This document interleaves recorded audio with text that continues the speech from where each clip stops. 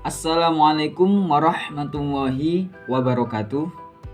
Kami dari kelompok 4 akan menjelaskan tentang dinamika interaksi sosial, dilema antara kepentingan individu dan kepentingan masyarakat. Oke, langsung saja kepada materi. Mari kita simak bersama-sama. Sebelum menuju ke pembahasan tentang dinamika interaksi sosial, dilema antara kepentingan individu dan kepentingan masyarakat, kami menjelaskan terlebih dahulu tentang hakikat manusia sebagai makhluk individu dan makhluk sosial. Apa sih hakikat dari manusia sebagai makhluk individu dan makhluk sosial?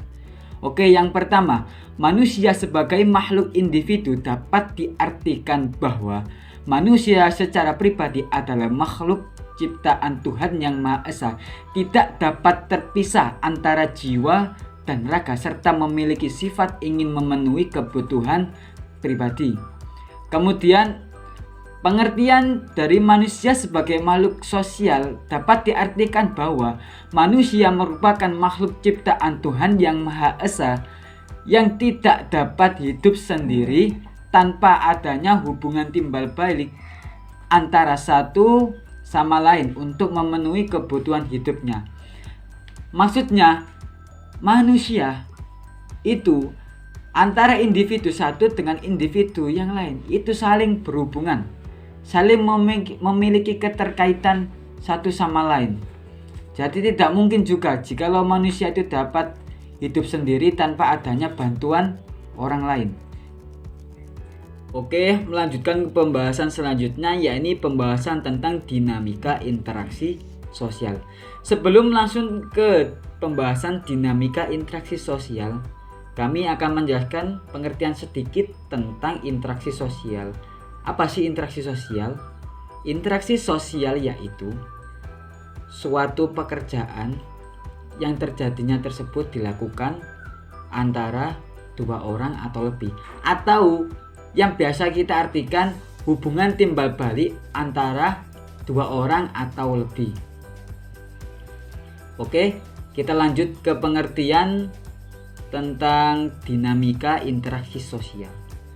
Dinamika interaksi sosial yaitu perubahan sosial yang terjadi pada suatu kehidupan sosial atau yang terjadi pada suatu kehidupan masyarakat dikarenakan terjadinya interaksi sosial.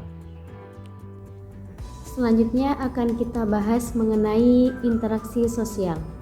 Interaksi sosial adalah hubungan timbal balik antara individu dengan individu, individu dengan kelompok, dan kelompok dengan kelompok yang memiliki tujuan bersama untuk saling mempengaruhi satu sama lain.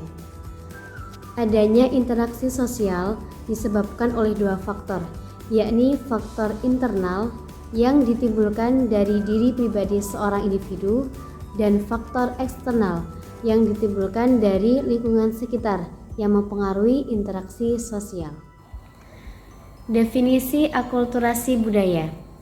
Akulturasi budaya merupakan suatu proses sosial yang terjadi apabila sekelompok manusia dengan suatu kebudayaan tertentu dipengaruhi oleh unsur-unsur kebudayaan lain, sehingga unsur-unsur lain tersebut dapat diterima dan disesuaikan dengan unsur-unsur kebudayaan sendiri tanpa menghilangkan kebudayaan asli. Terjadinya akulturasi budaya disebabkan oleh beberapa faktor. Yang pertama, pendidikan yang maju. Yang kedua, toleransi terhadap budaya lain. Yang ketiga, munculnya masyarakat yang heterogen. Dan yang keempat, orientasi terhadap masa depan. Ada beberapa faktor yang dapat menghambat proses terjadinya akulturasi budaya.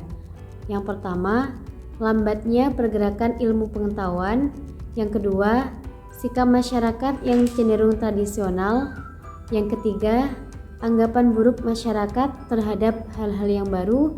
Dan yang keempat, adat atau kebiasaan masyarakat. Selanjutnya ada beberapa contoh dari akulturasi budaya. Yang pertama ada Masjid Cengho yang merupakan akulturasi dari budaya Tiongkok dengan Islam.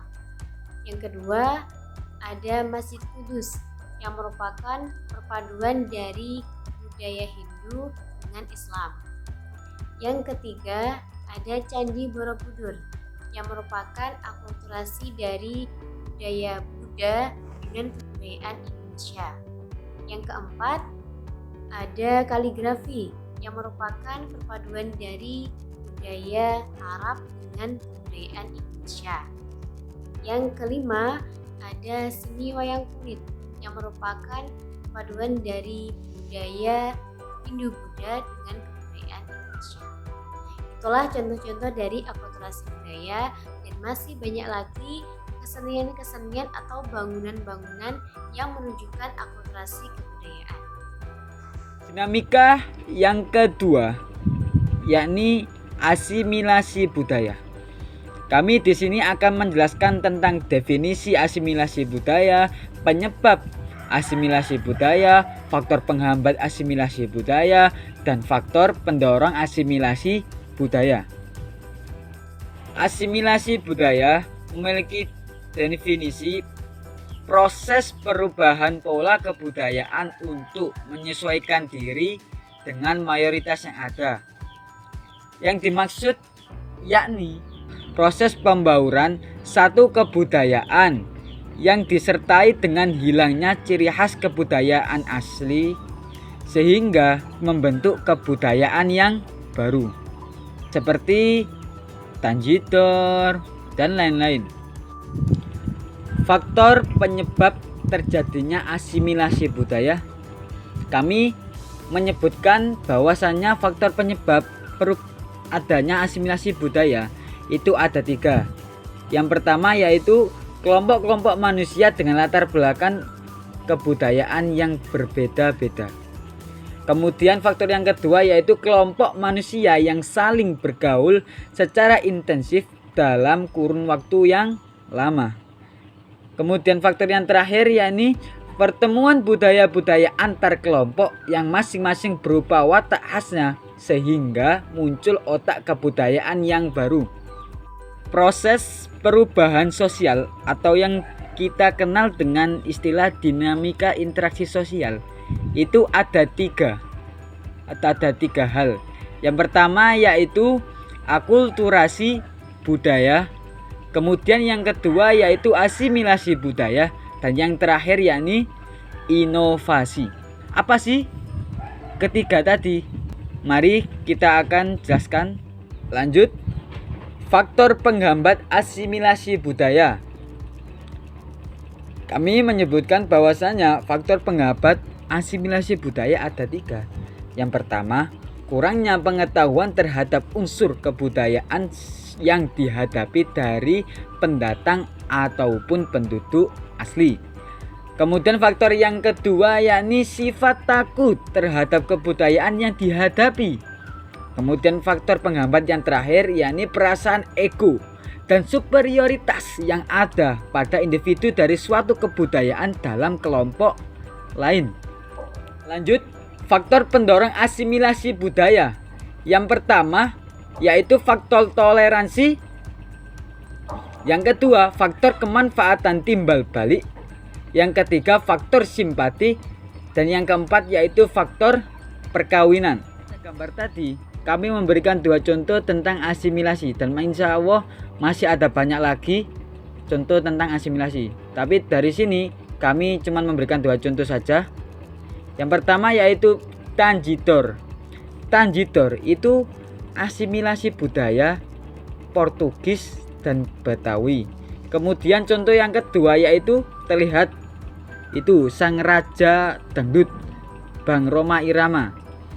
Ya, ini musik dangdut merupakan asimilasi budaya, yakni budaya Melayu dan budaya India.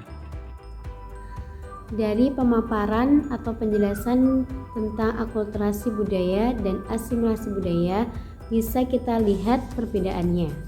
Akulturasi budaya merupakan pencampuran budaya tanpa menghilangkan budaya asli, sedangkan asimilasi budaya merupakan peleburan budaya sehingga menghasilkan kebudayaan baru. Jadi antara Akulturasi budaya dan asimilasi budaya memiliki perbedaan, akan tetapi saling berkaitan antara satu sama lain. Ada akulturasi, asimilasi, dan yang ketiga ada inovasi. Inovasi atau pembaruan. Inovasi merupakan suatu proses pembaruan serta penggunaan unsur teknologi dan ekonomi yang menyebabkan adanya produksi sehingga menghasilkan produk-produk yang baru. Selanjutnya yakni proses atau tahapan inovasi atau pembaruan. Jadi yang pertama yakni tahapan discovery atau penemuan unsur kebudayaan baru berupa gagasan individu atau gagasan kelompok yang kemudian diakui oleh beberapa orang sehingga menjadi invention, yakni pengakuan, penerimaan, dan penerapan proses discovery oleh masyarakat. Jadi itulah tahapan-tahapan inovasi atau pembaruan. Oke, lanjut kepada pembahasan dilema antara kepentingan individu dan kepentingan masyarakat. Tentunya dalam pembahasan tersebut pastinya ada banyak problematika. Ya begitulah yang namanya dilema.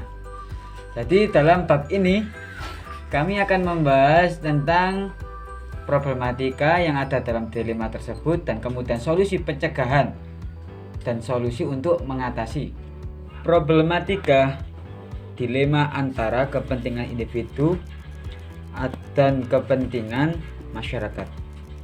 Dalam problematika tersebut sering terjadi pertanyaan-pertanyaan yang muncul, yakni lebih diutamakan manakah kepentingan individu ataukah kepentingan masyarakat. Justru pertanyaan tersebut menimbulkan dua pandangan. Yang pertama yaitu dari pandangan individualisme dan pandangan sosialisme. Jika dari pandangan individualisme, maka ia akan menjawab bahwa lebih utama kepentingan individual. Akan tetapi jika dari pandangan sosialisme, maka dia akan menjawab bahwa yang lebih utama yaitu kepentingan masyarakat. Solusi mencegah dilema kepentingan individu dan kepentingan masyarakat. Kenapa sih kok kita harus mencegah? Kita supaya tidak merasa dilema yang membuat seseorang menjadi serba salah dalam menentukan kepentingan individu dan kepentingan masyarakat.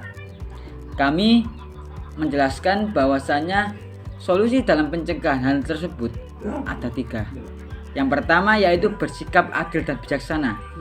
Jadi kita harus bisa adil antara memilih kepentingan individu atau masyarakat tersebut, yang didahulukan itu yang mana. Jadi kita harus adil dan bijaksana demi kesejahteraan yang terjadi pada masyarakat. Kemudian solusi yang kedua yaitu menentukan kepentingan sesuai dengan situasi dan kondisi yang dialami. Jadi kita tidak bisa langsung untuk memilih mana yang lebih baik antara kepentingan individu dan kepentingan masyarakat. Jadi kita harus memahami serta mengetahui situasi yang terjadi dalam kondisi tersebut. Kemudian solusi yang ketiga yakni memahami dan menerapkan konsep Pancasila dalam kehidupan sehari-hari. Contohnya, selanjutnya yakni solusi mengatasi. Jadi selain mencegah, kita juga bisa mengatasi dilema-dilema antara kepentingan individu dengan kepentingan masyarakat. Solusi mengatasi di sini dalam artian dilakukan ketika kita sedang atau saat merasakan dilema tersebut. Dilema antara manakah yang harus dipilih terlebih dahulu, kepentingan individu atau kepentingan masyarakat. Yang pertama yakni dengan menenangkan pikiran dan mempelajari permasalahan-permasalahan yang sedang dihadapi. Jadi ketika kita menghadapi sebuah masalah, yang pertama kali kita lakukan adalah dengan menenangkan pikiran kita untuk mencari solusinya. Yang kedua adalah dengan mementingkan kepentingan yang lebih mendesak. Jadi di antara kepentingan-kepentingan yang lebih utama itu yang mendesak lebih kita dahulukan. Dan yang ketiga adalah menyesuaikan kepentingan yang dimiliki. Oke.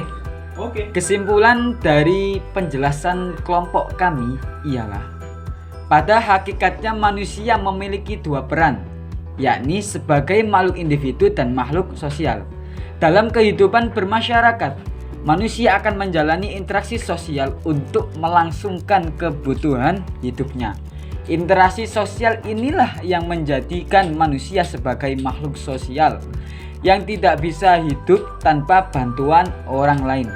Dengan demikian, perlu pemahaman penting dalam menjaga keharmonisan hubungan antara manusia agar tercipta kerukunan dan menghindari perselisihan, menyatukan perbedaan antar suku, bangsa, agama, ras dan budaya dengan sikap toleransi.